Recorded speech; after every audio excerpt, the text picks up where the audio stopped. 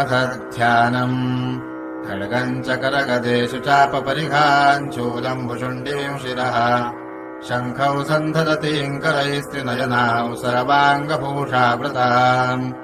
नीलाश्मद्युतिमास्य पाददशकाम् सेवे महाकालिकाम्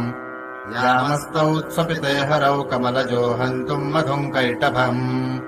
अक्षस्रक्परशोगदेषु कुलिशम् पदमन्धनः कुण्डिकाम्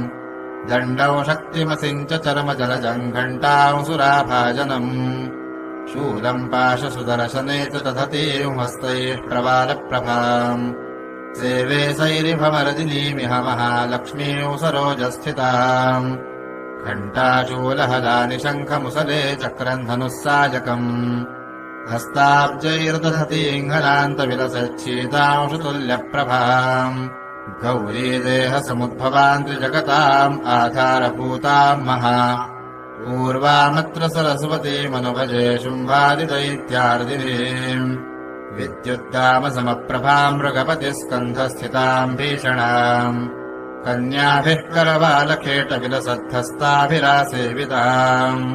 हस्तैश्चक्रधरालिखेटविशिकांश्चापम् गुणन्तरजनीम् बिभ्राणामनलात्मिकाम् शशिधराम् दुर्गाम् त्रिनेत्राम् भजे।